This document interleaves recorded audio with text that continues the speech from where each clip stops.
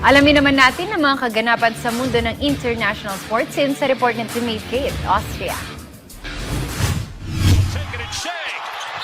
Sa basketball, pinirmahan ng Denver Nuggets ang kanilang point guard na si Christian Braun sa isang 5-year contract extension na may halagang $125 million o 7 billion pesos batay sa mga ulat nitong Lunes. Sa ikatlong taon niya sa liga, nagpakita ng husay ang 23-year-old na forward mula University of Kansas. Matapos maging reserba sa unang dalawang season, naging regular starter na si Braun sa 77 games ng 2024-2025 season. Tumaas ang kanyang performance matapos magtala ng 15.4 points per game habang may 58% field goal shooting, ang ikawalong pinakamataas sa buong NBA. Malaki rin ang naging ambag ni Braun sa fast break offense ng Nuggets na nanguna sa liga sa 19.1 fast break points per game. Noong 2023 playoffs, malaki ang naitulong niya sa Nuggets upang masungkit ang kanilang unang NBA title matapos makapag-average ng 3.2 points at 2.1 rebounds sa 19 games. Ang bagong kontrata ni Braun ay patunay ng malaking tiwala ng Denver sa kanyang potensyal bilang isa sa mga batang haligi ng kupunan sa darating na panahon.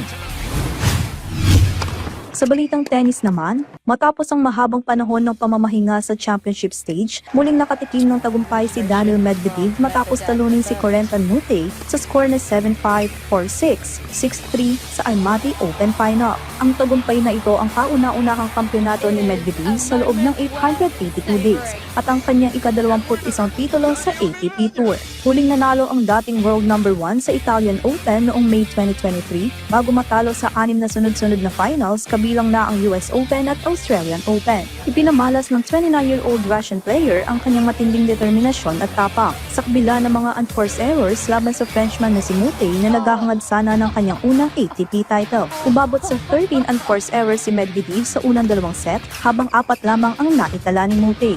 Gayunman, nakabawi si Medvedev sa deciding set matapos magpakawala ng 3 aces at mapanatili ang composure hanggang sa tuluyang makuha ang panalo. Sa kaugnay na balita, muling ipinamalas ni Filipino-Canadian tennis star Leylah Fernandez ang kanyang galing matapos magwagi sa Japan Open kagabi. Nasungkit ni Fernandez ang kanyang ikalawang WTA title ngayong taon matapos talunin ang Czech teenager na si Teresa Valentova 6-0, 5-7, 6-3 sa championship match. Mabilis na naselyuhan ni Fernandez ang unang set sa loob lamang ng 28 minutes bago makabawi si Valentova sa ikalawang set. Gayunman, muling bumawi ang Phil-Canadian sa deciding set kung saan ipinakita niya ang kanyang determinasyon at agresibong laro upang masungkit ang panalo. Matapos ang tagumpay, nakatakdang lumahok si Fernandez sa Pan Pacific Open sa Tokyo sa susunod na linggo upang ipagpatuloy ang kanyang impressible season run. Sa chess, nagluluksa ang mundo ng chess matapos ang biglaang pagpanaw ng American Grandmaster na si Daniil Naroditsky sa edad na 29.